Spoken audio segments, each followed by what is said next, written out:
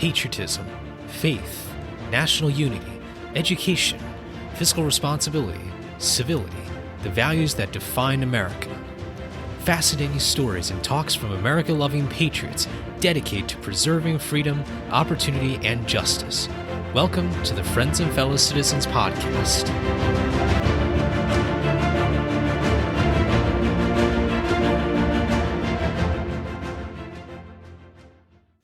Hello, everyone, and welcome to episode 88 of Friends and Fellow Citizens. I'm your host, Sherman Tylowski. Thank you all so much for joining me this week for our interview episode. I hope you're having a wonderful day and looking forward to the start of summer, and hope that you are making some great plans for yourself and your family. This week's episode is unusual because we're going to be looking back in time to inform the future. And you'll see what I mean later on with our guest this week. But before we get to that, real quick, make sure to subscribe to our podcast for more amazing content. You can subscribe to our email list to get the latest notifications about news and obviously new episodes every week. So hope you will subscribe. And I look forward to having you on board as part of our Friends of Fellow Citizens community. And of course, a very big thank you to our Patreon supporters. As usual, you are all absolutely amazing. You support the show so much, and I cannot express my gratitude to all of our Patreon supporters out there. But thank you so much, and looking forward to some big, exciting news this coming summer. This week's guest is Lucy Santora. Lucy is a research analyst for Simon Everett in New York City. Her work focuses on strategies for governments and private entities engaged in cyberspace and ICT who are seeking to promote security and increase economic development. Previously, she was a Marcellus Policy Fellow at the John Quincy Adams Society, where she developed a restraint-informed framework for the crisis in Venezuela that addresses the shortcomings of R2P and economic sanctions. She was also a junior fellow at the Pacific Council on International Policy, where she worked on 2 national delegations and the Gitmo Observer Program. Santora holds a Bachelor's of International Relations and a Master's of Public Diplomacy from the University of Southern California. Outside of her vigorous foreign affairs involvement, Santora wrote her first book, which takes a nonpartisan approach to voting rights and trends in the United States. The work, titled Ballot Boxing, is available on Amazon and Barnes & Noble. All right, ladies and gentlemen, I'm very excited to have Lucy Santora to our program. Lucy, thank you so much for coming on to Friends of Fellow Citizens today. Thank you for having me, Sherman. All right, well, let's get into a bit about your background and really how you've gotten to this point of studying civics and voter participation and the 2 major elections that we're going to be discussing today. So tell us about how you got interested in civics and what keeps you motivated to pursue this area of knowledge. Yes, absolutely. I'm really excited to be here. So thank you so much, Sherman. I don't consider myself to be a political scientist. My education background is in international relations and public diplomacy. But the 2020 election kind of forced me to take a look at poli-sci in a very unique way. And I watched the 2020 election unfold like everybody else in the middle of the pandemic, watching all the numbers come in, and then the long drag on that happened after November. And I realized that there's not a whole lot of content out there that's both nonpartisan and also easy to understand. There's so much information out there that's like very highbrow, very jargony, and for the everyday American, like nobody has time to, get to a bachelor's level in political science to go through all that. So I wanted to, put my energy and frustration somewhere and create something that could be very easily accessible. And in doing kind of some soul searching, I realized that I'm in a very unique position to write a nonpartisan book about why people vote or don't vote. Because I grew up in a blue house in a red state. My mom is very progressive, and my conservative community in Texas is deep, deep red. So growing up, I was exposed from a very young age to differing viewpoints, various nuances, and I wanted to take that background and apply it in a format that could be for the everyday American. I absolutely agree with you. I think this is what makes civics very unique, is that it's applicable to so many people, and to be able to grow the pot, if you like, of those who are involved in civics is what we need in our democracy. You mentioned your interesting background about growing up in a blue house in a red part of the country. What were some of the challenges of communicating with people on both sides of the aisle? And have you ever felt that it was perhaps not sustainable to be able to essentially, balance out both sides, or at least, portray yourself as someone who understands both sides of the aisle? It changed from when I was younger, when I'm in elementary school and I hear one thing at home, and then, I'm staying over at a friend's house and you overhear the parents talking about something and it's totally different. But that definitely evolved, especially I went to college in Southern California, and, the girl shows up in a sundress and cowboy boots. People are going to make assumptions about what your political ideas are. And I think that, most people are like, oh, like she's definitely Republican. Like, I'm going to talk to her about this. And then other people were like, oh, I'm going to change her mind because she's going to become Democrat because she just went to college. And in reality, I was neither of those things. I consider myself to be independent. I focus on the issues rather than party lines, or at least do my best to.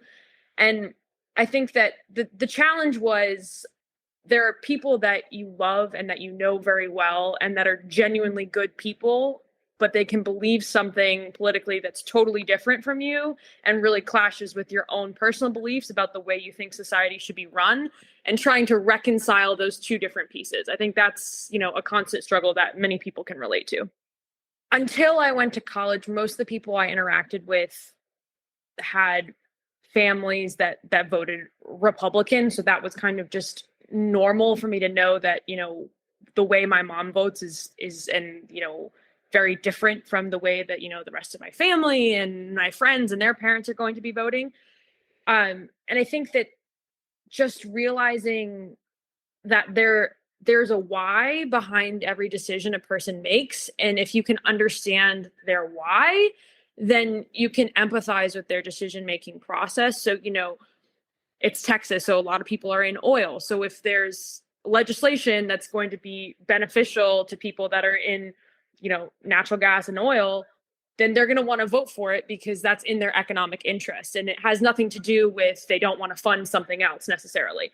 So I think that, looking at people on an individual level and not just making assumptions of, oh, they voted this way, so they must also believe all of these other things. Because I think we've all voted for people that, we like them the most out of the group, but it doesn't mean we agree with every single policy that they propose. One quick story, which is I've one time voted for someone, and it wasn't necessarily because of the political positions he had. Now, in terms of the basic principles of America and all that, I do agree with this individual, but I definitely chose not to vote for someone who actually might have had closer beliefs with myself. And in part, it was main reason why it was because his photograph on the candidate list or whatever was horrific. Like, it was just like a bad quality photo from maybe the 70s. And even this, and that's an insult to the 70s when it, by me saying that. But I think that's a clear example of how, people have decisions that have different perceptions, and sometimes that doesn't necessarily cross on policy. But anyway, that's just a little fun fact that people can learn about me, which is I voted for someone who, great person. I didn't count out character or anything, but this guy, the other guy, it's just, come on now. Like, you couldn't even go take a photo of yourself. Even a selfie would have been a better quality picture.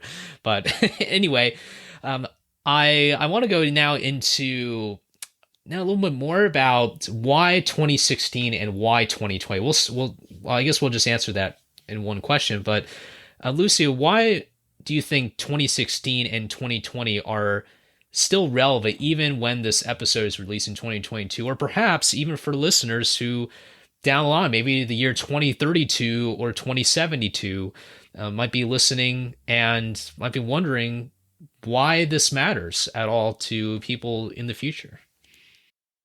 Yes, absolutely. I think that 2016 and 2020 are very special for a few reasons. One of them is that there's this idea I like to call escaping your echo chamber. Because so many more people were on social media and more people that were of voting age and registered voters were avid social media users, and even the way that our traditional media has changed and kind of depending on what you watch you might get a completely different narrative.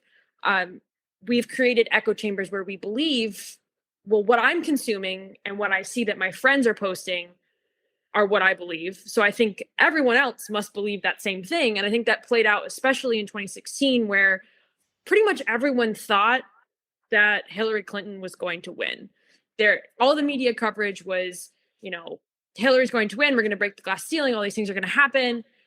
And then when she didn't, it was like everyone was shocked. I think there were only a few studies done, that a handful of them, one of them came from my alma mater, shout out to USC, fight on, that actually predicted that Trump would win. And, we had overlooked, large pockets of this country that, that Trump's values resonate with them. And I think that, we have to step outside of our own echo chamber. Like if you normally watch Fox News, turn on CNN.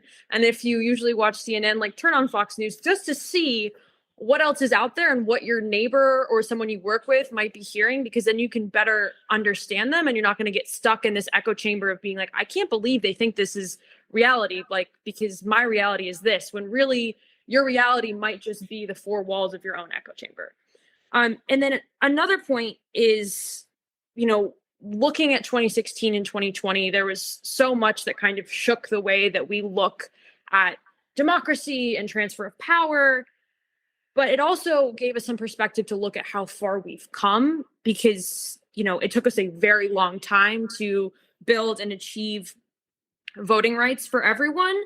And to maintain those rights, we have to continue to flex those muscles. And it's not something that you can do casually. You can do sometimes. It has to be consistent, especially when there's so much new legislation happening over, should we have mail-in voting this way or that way, or what restrictions should we put or not put? And regardless of what you believe those restrictions or privileges should or shouldn't be, the fact of the matter is you need to make sure that you get to the ballot box, because that's how your opinion is ultimately heard in our democracy.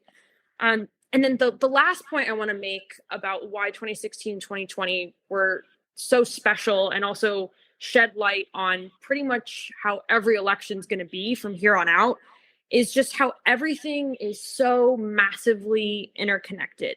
What happens in Washington, D.C. does not stay in Washington, D.C. It affects everything from every echelon of politics all the way down to like City Hall down the street. And City Hall down the street will eventually affect things in Washington. I mean, in my hometown, our mayor is now like representing the Texas 24th in Congress. So, people move up the ladder and people move down the ladder. And that's something you have to recognize, is that it's local to federal. Like that pipeline is very real. So you need to be involved early on at the local level and really pay attention to what's happening, because everything is so connected. That's a great answer, and we're going to now delve into these elections in more detail. I'd like to definitely ask you about some of those things that you mentioned, because those are really, really important points. One, let's start with 2016, just to go in chronological order. Let's start with the primaries for these. Now, we all know the results of those primaries clearly, with Donald Trump as the Republican nominee, Hillary Clinton as the Democratic nominee. Let's start with the Republican side. What do you think really boosted the profile of Trump over a lot of those Republican candidates? And not necessarily this question as more of like a review of what happened, but more about what it says about why people felt so disenfranchised by what was traditionally the Republican Party. What can you just tell us about the rise of Donald Trump and what that means to Republican voters, and really just how the Republican Party was moving forward after his nomination? I think that a lot of times when people talk about Donald Trump, they talk about him in terms of his policies, his beliefs, what he did, what he didn't do, and kind of nitpick everything. But I would encourage people to zoom out and look at, Donald Trump as this icon, because that would, he has this level of celebrity when he's going into the primary. And ultimately, he resonates with people more than the traditional political candidate, because he talks to them like he's your friend, like he's sitting across from you at a bar and you both are holding beers and he's just shooting about how the day went and why things suck. Whereas every other politician has this really buttoned up rhetoric and they say everything perfectly correct. And, the majority of Americans don't talk like perfectly correct all of the time. So Right. I think especially large pockets of America, that really resonated, is this is someone who acts like me, who looks like me, who is, his mannerisms and attitude is more similar to the people that I hang out with. And, they can't see themselves, grabbing a beer with a Romney or a Ted Cruz necessarily, but they could see that with Trump. And I think that that's something that has really been pushed forward, especially by social media, because we can have so much more access to politicians, is that, we want to see that they're just like us, and that, they also go to the grocery store and buy milk, like that sort of thing is being really pushed forward in all facets, but especially in politics. I've seen Texas Senator John Cornyn as Safeway one time. I'm not joking. Now I didn't recognize him until maybe a second after, yeah. But I was like, he goes to the grocery store too. I feel a lot more related. But that, and it's just an example. But I think you make a really great point, Lucy, because everyone, we often forget that we're tribal, and so we think that we're somehow removed from that tribalism, or at least we like to feel that way. But in reality, we're in that sense, we're a lot more egalitarian in terms of our nature. And so that's such an important point. We'll definitely touch upon that, since Trump will obviously come up again in 2020. But now let's look at the Democratic side. This is also very, very interesting, and perhaps most interesting because it was seen as particularly close between Bernie Sanders and Hillary Clinton. So tell us about why that dynamic was so important to not just the Democratic Party platform, but really maybe feeding off on that disenfranchisement that we were just touching upon with the then candidate Donald Trump. Yes, I think that Bernie Sanders is an anomaly in so many ways, but especially because he is super wise. I don't want to say that he's super old, but he is old. And compared to the average person that is at a Bernie rally and that is super excited, it's these very youthful people, very young, lots of college students, recent grads. And then there's this guy that could be, their grandpa twice over. And, and I mean that with the utmost respect, but it's bizarre because usually you see people identify with politicians that are more similar to them. But in the case of Bernie Sanders, he had this charisma and foresight and was such a visionary of how the party could change and how, if we just all rally together, we can do this. He was very, very potent. Whereas Hillary Clinton, I think, was also an incredible candidate. She checked all of the boxes in terms of experience and background. Like, she had done all the different positions you needed to do to be a good presidential candidate in the typical way we think of a good politician. But the resonating with the people just wasn't quite there. And I think that Hillary was more in line with the kind of older age of politics where there's still a barrier between you and the people, and you still have to not be a real person when you're talking. And I think that so much of the world was really excited and ready for the first female president of the United States. And so that helped, Hillary edge past Bernie. And also because, Hillary did move closer to the left to take on some of Bernie's ideals, which are still very, very important in the Democratic Party to this day. But I think that people needed to know that Hillary was just like them. And Hillary is not just like anybody. I mean, I have the utmost respect for her. She has had an incredible career. And I think that we have to recognize that in any other election prior to 2016, in the time when her husband was president, like aside from the whole female aspect of her running, like someone with her resume would win. But in the world of 2016, with so much influence of social media and people wanting to be able to relate to their politicians, that just wasn't going to carry through. You make a really important point about that relatability aspect. And it's interesting how we're talking about three New Yorkers, and my dad's side of the family, we are New Yorkers. So it's always interesting to see it seems like New York just has that kind of charisma base, because if you think of the presidents that have come from New York, like FDR, Teddy Roosevelt, Van Buren, all these guys came from that state. I don't know. There just seems to be some kind of element to it. Maybe I'm biased, but certainly very different maybe from your Texas background. I'm not sure where your folks are from, but no, we're definitely not definitely nowhere near Texas folk. We like to be closer to the New York pizza slice. Yeah, something's in the water up there. Yeah, but we're not telling anybody though what's in the water. That's wonderful.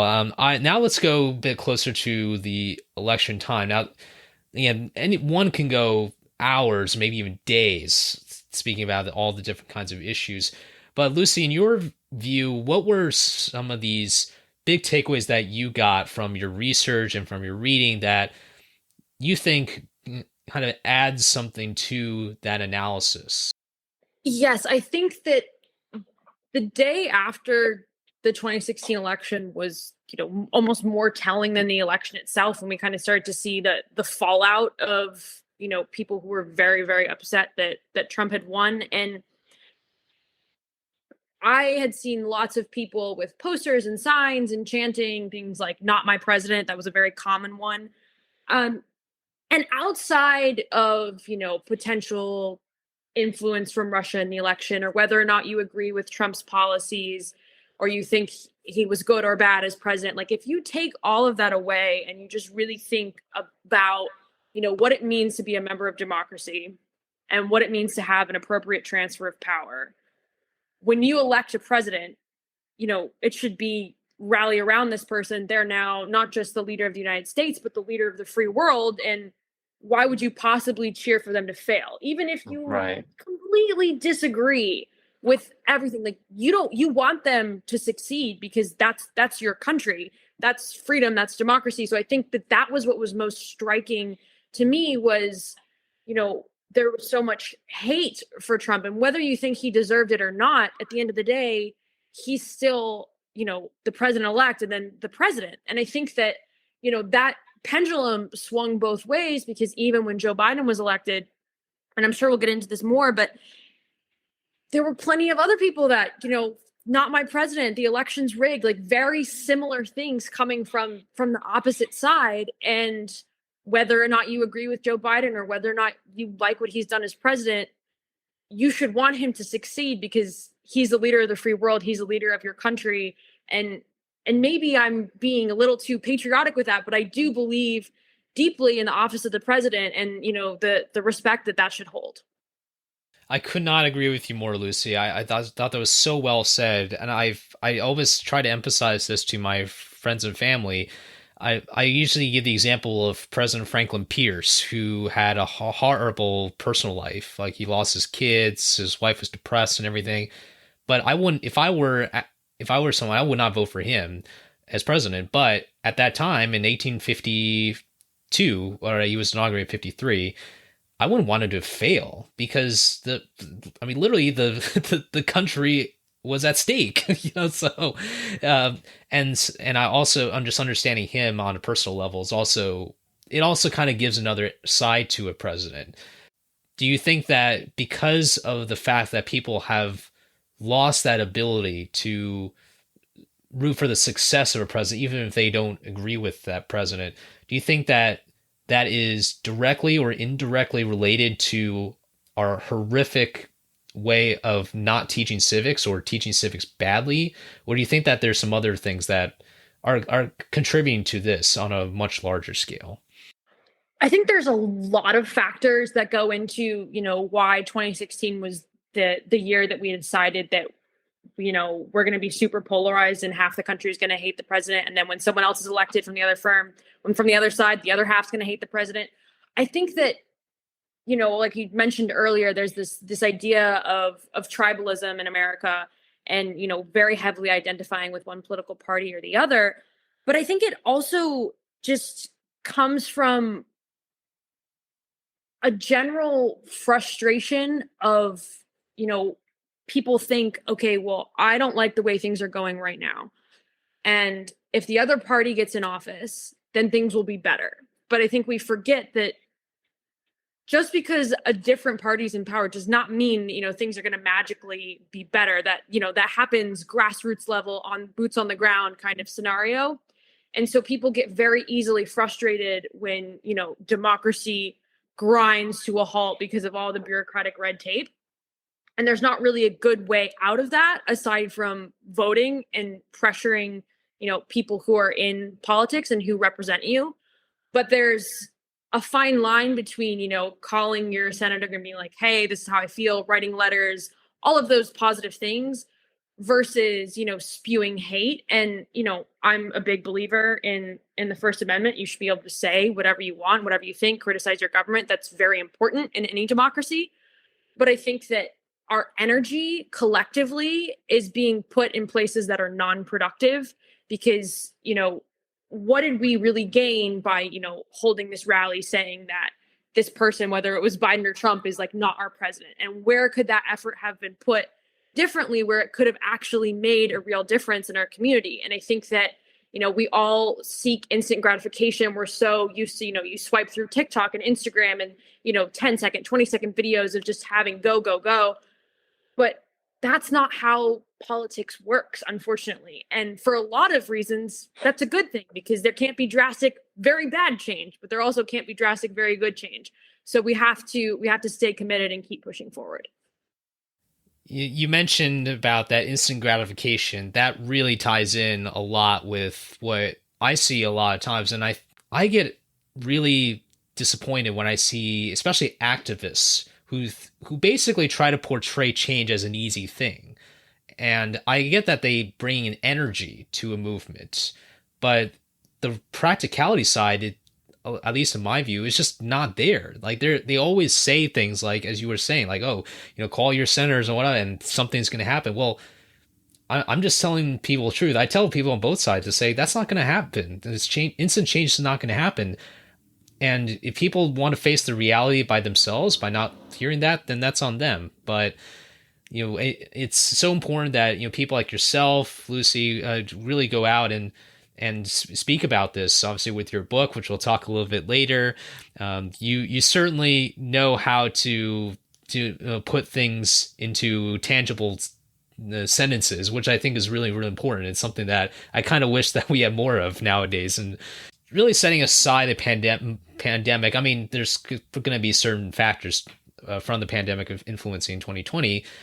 But in terms of, I mean, the Republican nominations was pretty simple, so I'm not going to go into that. But what about the Democratic nomination, which was very, very different from the Republican nomination? What can you tell us about some of those takeaways that you found from the 2020 primaries of the Democrats choosing Joe Biden as their nominee?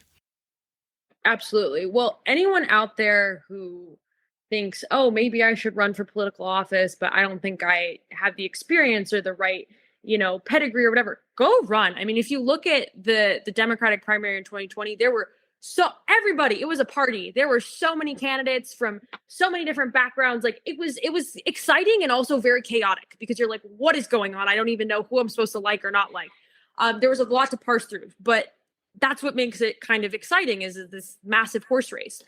But I think that I'm from Texas, so Beto O'Rourke was definitely someone that was very front of mind and got a lot of coverage in the Lone Star State. And, a lot of people in Texas really liked Beto. He was not able to defeat Ted Cruz for the Senate seat, but it was really, really close back in 2018. So when he was running for president, people were very excited, and that he did have, very early momentum. He was on the cover of Vogue. Everyone was like in love with him, kind of. But then Beto O'Rourke said that he was going to take your AK-47s and your AR-15s in this very, moment. I remember watching it live and being like, oh, you just lost all of Texas. No, that is the one thing you cannot say. Like, who is your advisor? They need to, oh my God. Because Texas is a Second Amendment state, and whatever you believe on, where gun control, gun rights legislation should fall, you do not expect to get a vote in Texas if you say you're going to take people's guns away, because a Texas Democrat is not the same as a California Democrat. So I think that was a moment where I just wanted to like shake the screen, because, it would be cool if we got another president from Texas. That would be exciting. But that was not what happened. And I think we ended up with Joe Biden because he was the happy medium, or the unhappy medium.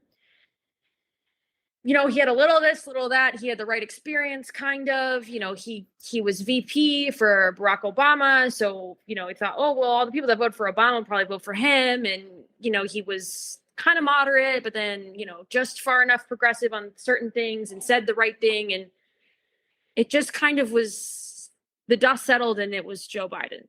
I don't think that, I'm sure there were people that were excited that, Joe was Democratic nominee, but I think everyone was kind of just focused on which one of these people can defeat Trump. And I don't think that's, at the end of the day, in any sort of election, you want to, any sort of race, you want to put your money on the person that you think can win. And that usually involves defeating the other person.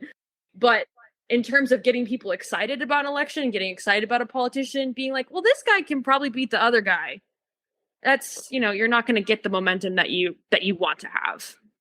Exactly. And you mentioned all those candidates and it really felt like a party. I still remember watching that clip from the 96 Democratic Convention of the attendees doing the Macarena.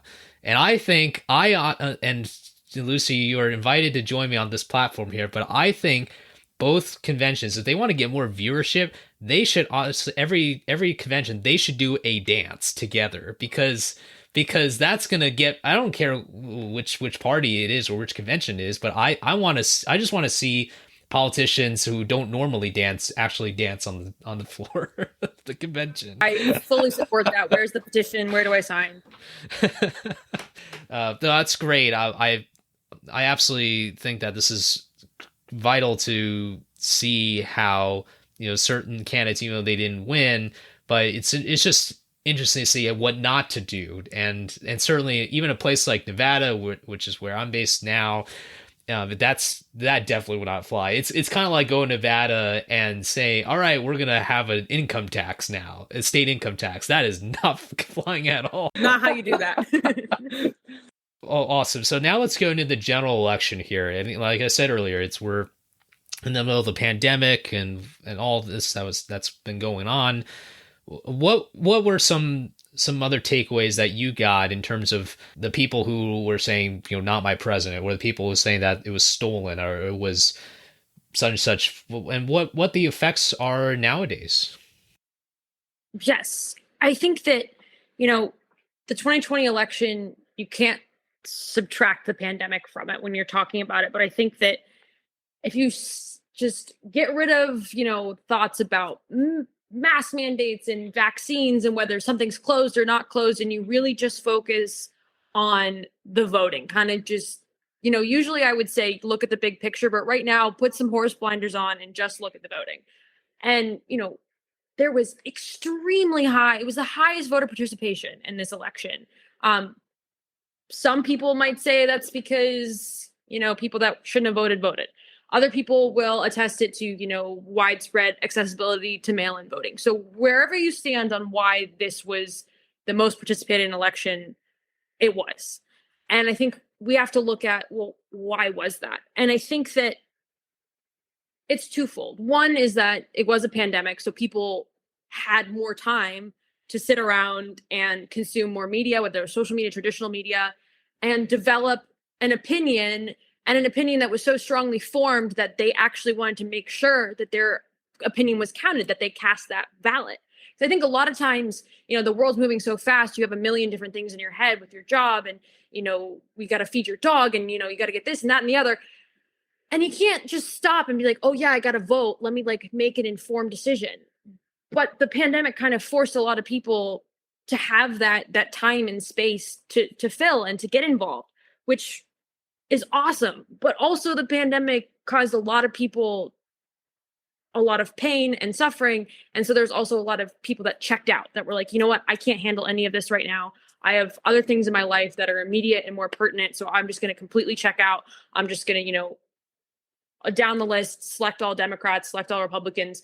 So I think that when you marry those two things together, you get this high voter participation. And also, one other point that we kind of touched on earlier, but I think is really important to reiterate, is that I don't think the average American realizes that their news consumption is biased. I don't think that, people who watch Fox or people who watch CNN, they don't think, oh, well, this is kind of more of a liberal take, or, oh, this is kind of more of a conservative take. They're like, no, this is the take.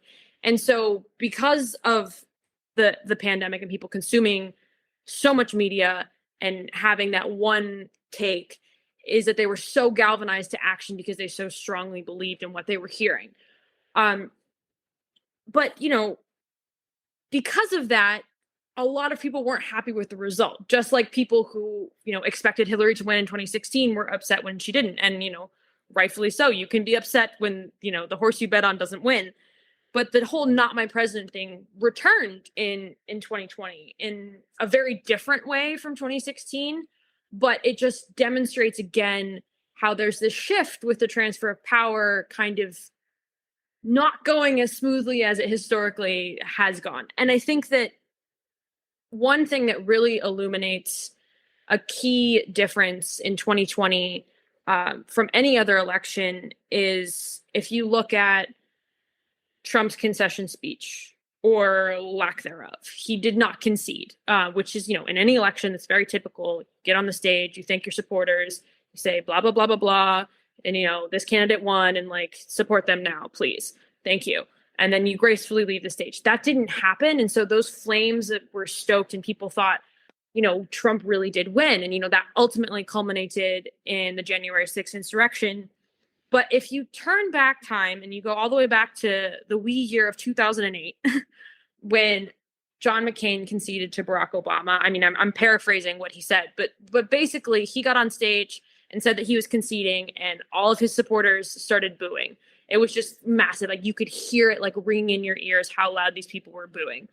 And he said, no, stop. Barack Obama is going to be the next president of the United States. I wish him well. I hope he does a great job, and we all need to support him because he's the next president.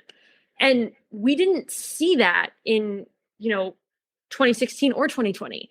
And I think that that's really important. And that transfer of power flowing smoothly is essential to our democracy, because it keeps this shell of respect around the office of the president. And I think that that's something that we need to be hyper aware of going in, to not just the midterms, but 2024, because that's going to rear its head again. And it's up to those people like, Trump and Joe Biden to ensure that the transfer of power goes smoothly. And that was definitely bobbled in 2020. I also would say that we've consumed a lot of politics. We're all to use a not as pleasant metaphor, it seems like we're all obese on political stuff. I feel like we're just constantly eating junk food almost. And it's oh, it tastes really good, but it's not good for you. How much of that do you think has also in some ways contributed to how we can't even get something simple as a simple, peaceful transfer of power? And I totally agree with you. We consume so much media and intrinsically so much politics from non-traditional media sources. I don't think that we even recognize what we're consuming and how much of it we're actually consuming on a daily basis.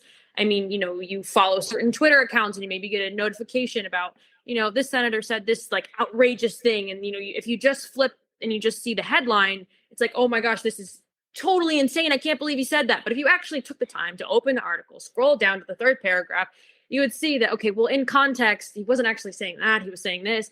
And, there's a lot of good journalism out there that doesn't portray things in that, very volatile state. But because we're in this world where you need to grab people's attention to get their time and get their money, that's what's pushed forward. And that's what gets the retweets. That's what gets the Facebook shares. That's what gets the retweets, and that's what gets the Facebook shares. And I think that, what we need to do is be better at digital literacy, because, a lot of people in the January 6th insurrection and in other different groups on the Democratic side as well kind of fall into this spiral rabbit hole of, this echo chamber that kind of goes to a dark place, because you're seeing only things that you have already consumed, and then they're just a little bit more radical, a little bit more, out of touch with reality. And then before you know it, your reality has completely changed. And I'm not trying to invalidate, anyone who ascribes to, something that is more, on the fringe of our political spectrum. I think that, you have that right, and your opinion is valid and it's valuable, because that's what makes our democracy interesting.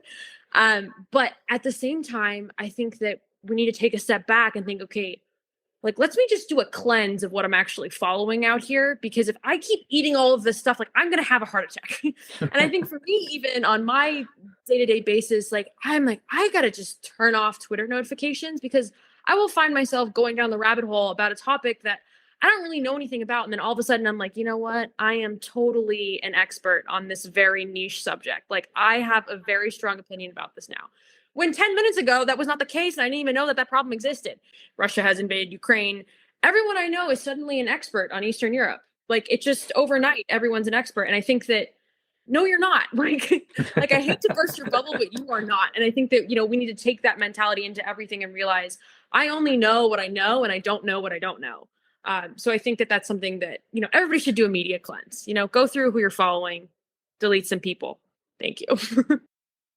That's right. We got to have that authenticity. We have to have that honesty to ourselves as well. We just say, look, I'm not an expert on this. I mean, heck, I took a class on Russia politics a few years ago for my master's degree, and I wouldn't even call myself a Russian expert. Now, my professor would call me a Russia hand, which is essentially not a term for Russian scholar. But I think the point is, even as someone, I call myself, quote unquote, the political junkie, even as someone who did a bachelor's focusing on politics, even as someone who did a master of international affairs, there is absolutely no way that I'm going to go out and say, hey, Johnny, I know all these issues and you don't. Let me tell you exactly what you got to do with your life. Like, just can't do that.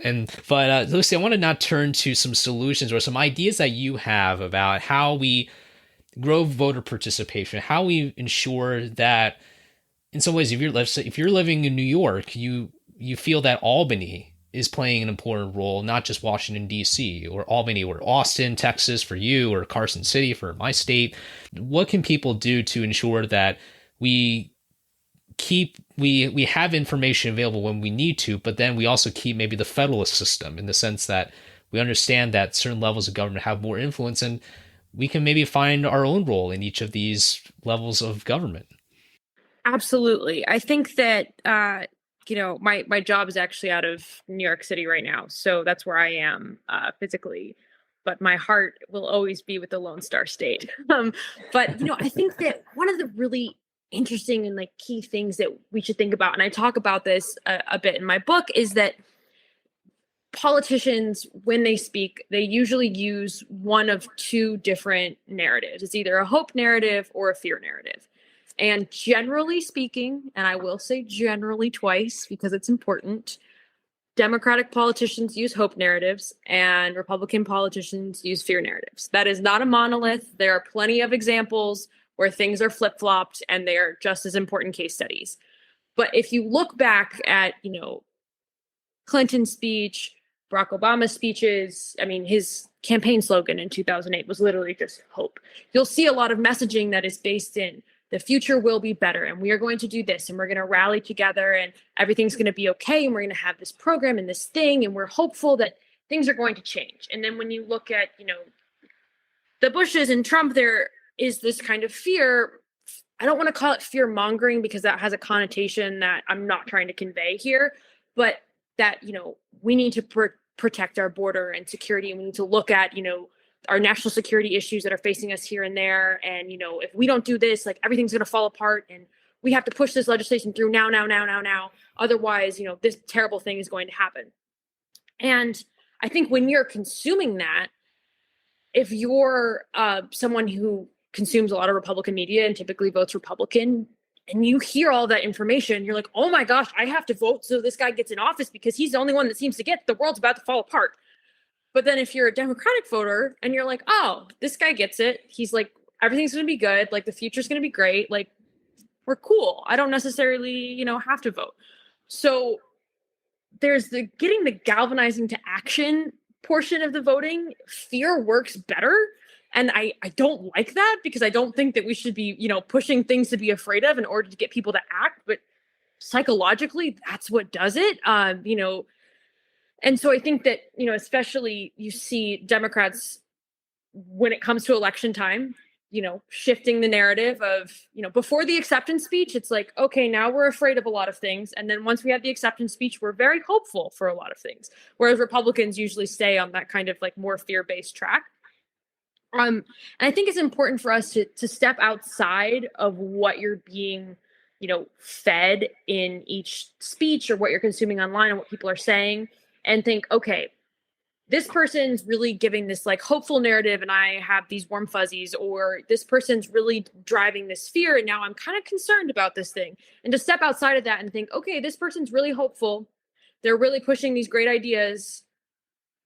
What should I be afraid of that they are missing here? And if this person's pushing a lot of things to be afraid of, well, are things really that bad? And what do I have to hope for? So that you can put yourself outside of, the rhetoric that they're trying to kind of massage to get you to do an exact certain thing. And I think that a lot of people who are political consultants are going to be mad because I just exposing the secret sauce out here. But it's important for us as consumers of information. And, I think we also need to do a better job of educating the youth on why their vote matters and just everyone in general. Because, as someone who voted absentee for Texas when I was in school in Los Angeles, if I'm someone who's going to be voting Democrat in Texas, that's probably not going to technically count in the typical sense we think of counting. And if I'm voting Republican for Texas, well, that doesn't really count either, because if everyone's voting Republican, then why does it matter if I vote Republican too? Like, that's just one more vote. But that's not it. And I think we tend to look at things on this state level or this federal level, but who you elect for your district in Congress, like that changes a lot of things, or who's your mayor, or these local elections, even down to, sheriffs and judges. Like those are really important things that we should be paying attention to, but we don't convey that information to young people. And I think that, once you get to college, there's, especially if you're in a field that's like poli-sci or IR, you do get that constant like, oh my gosh, this thing's happening. And what if this policy changes? And what if that policy changes? But if you're not in those majors, or if you're not someone who attended college or had parents that attended college, that might never be conveyed to you. And I think that voting should be something like having the right to vote and being registered to vote should be the same thing as, depending on what state you're in, 16-year-olds getting so excited that they're going to get their driver's license. Like every 16-year-old, they figure out how to get their driver's license, whether they have this gajillion extracurricular activities, like they make the time. But when it comes to voting, it's like people are like, oh, wait, I'm 20 now and I haven't even registered. Like, what? We should be in high schools and talking to people. Like most people in their senior year of high school, turn 18 at some point, or like if you're like me, you turn 18 by the time you get to your freshman year of college. And why are we not tapping into that? I mean, people have government classes their senior year. Why is that not something we never talked about voting in my AP Gov class at my high school. And through my research, I've talked to a lot of different people from many different states. And the majority of them were like, yeah, we never actually talked about voting, or like that we should vote, or how to get registered or anything. And there were a very few select people around the Midwest that said, oh yeah, no, we talked about that. And we had people come and like talk to us about how to get registered. And I'm like, wow, why are we not doing that everywhere? Because if people start voting as a habit from a young age, then they're more likely to stay involved. And I think that that's something that, we can start now, especially because we have, if you look at Gen Z, they're hyper engaged in politics, and that's a really good way to make sure that it's not just the activism on the street, but actually checking the boxes on the ballot. Actually, you've done something even more amazing than that, which is writing your own book called Ballot Boxing. Tell us or give us a preview, because we obviously want to read the entire thing, but tell us about a preview or something that you hope this book will be able to do when listeners or anyone else interested picks up that book at their local bookstore on Amazon. Absolutely. I wrote this book because I wanted to create something that would speak to the everyday American about why their vote matters, and kind of how we got here to this phase of American voting trends. And really what it dives into is, how you can change the status quo at, wherever you are. I look at Beto O'Rourke and, what he did in the state of Texas. And even though he didn't win, how he flipped so many smaller districts, and how, when you organize, you can force people to listen. And, one of the things that I really touch on is, relatability of politicians, and how, this new generation and this new phase of American politics really emphasize being able to see yourself in your politicians. And two of the examples that I get into are Alexandria Ocasio-Cortez and Madison Cawthorn, who, if you know who they are, you know that one is very far left and one is very far right, and they could not be more different in every single way. And if they knew that I was comparing them, they would be very upset. But the thing is, they are very similar, because AOC, she gets on her Instagram live and she's walking through the halls of Congress like, I'm going to this meeting with Senator so-and-so, and we're going to talk about X, Y, and Z. And oh my gosh, my feet hurt because I wore the wrong heels today. Like, she's very relatable. When she shared what color lipstick she wears, she has this iconic red lip color. It sold out in 10 minutes. Like, people lost their minds. And then on the other hand, Madison Cawthorn, he's in a wheelchair and he's, conventionally handsome. I think plenty of girls in the Carolinas fangirl over him.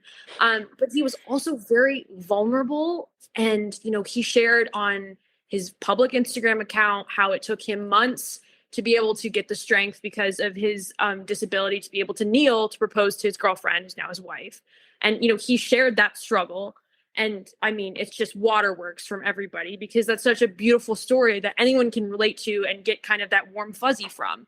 And we want politicians that, we can feel like they're tangible and that they're real people. And, in this country, like, you're never too young or too different to have an impact on your community. And I really want to push that. And that's something that is a big thread in my book. And also just that new faces can always and will always be put on the ballot. So if you're not happy with the way things are now, then who's to say that you can't be that new face? If we look at, women like Lauren Boebert from Colorado and Ilhan Omar, they could not be more different. But they still, represent what it means to be American. There was an opening and they needed someone to step in and take charge. And both of those women said, okay, like, I'm going to run, I'm going to fill this seat, and I'm going to make some change that aligns with the values of my constituents. And I want everyone to know, and one thing that I think is just pushed in every different chapter of my book as I walk through kind of, how voting rights have changed over the years and the different political parties and the hope and fear narratives, is that you, as the individual American citizen, wherever you are, if you're in New York, if you're in Texas, if you're in Nevada, if you're in Alaska, like, you are part of this American exceptionalism. Like, no other country is is like us, could be like us, could imagine to be like us. And yes, maybe that's arrogant, maybe that's nationalist. You can call it whatever you want, but you can't deny that that's true. Like, I am incredibly proud to be American, and I'm incredibly proud, every time I get the opportunity to vote. And I want more people to take pride in that and realize that they do have so much value to give by casting their ballot and being part of American exceptionalism. And obviously encourage people to check out this book as well. And Lucy, you just have that fantastic energy. I think this is going to really channel through the book. Lucy certainly well knows, as I got a picture of Washington right above my head, so I don't think she's too surprised. But I obviously want to tie this conversation and really the things that you've said to our principles, to those 6 values that I've outlined so frequently on the show. So Lucy, if you were to find one or multiple, or you can do all 6 if you like, what sort of things do you want to tie in between our conversation about civics and about voter participation and the values that Washington outlined in his farewell address in 1796? Absolutely. I think one of the ones that really stands out to me is the idea of national unity. In his farewell address, very infamously, he warned against political parties and that, we should not do that. He says they're going to subvert the power of the people and usurp for themselves the reins of government, destroying afterwards the very engines which have lifted them to unjust dominion. In plain English, political parties, bad, will be divisive in the future. And I think that we did not listen to that whatsoever. As we see the way that, things have played out and the polarization that we are experiencing that has been more heightened in recent election years. And I think that at the end of the day, we need to kind of come back to how political parties, like, they're not the answer. They're not the end all be all. And just because someone voted Republican, last year doesn't mean they're going to do the same the next year, and doesn't mean that you should make assumptions about them and who they are. Because at the end of the day, Republican, Democrat, it's just a word. It's just a label. We have lots of labels and lots of things that make up our identity. And, we should be looking more for ways that we're similar and how we can be united instead of ways that we're divided. And that's very cheesy. And I think that that's something that, sounds very, happy-go-lucky. But I do genuinely believe that. And I think that might just be from growing up in a red state and, not always sharing all of the same viewpoints as the people around me.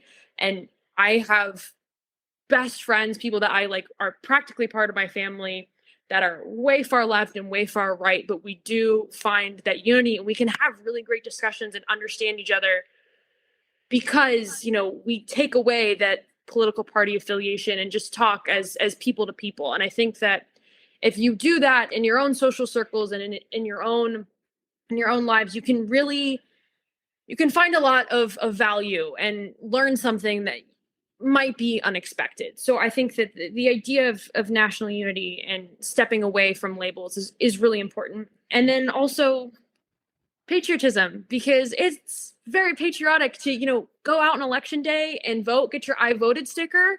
Whoever came up with that is a genius. I always want my I voted sticker. If I go to a polling station that doesn't have one, I'm upset. So I think that, be excited. Like, I think that, people get excited because there's a new show on Netflix or this, that, and the other.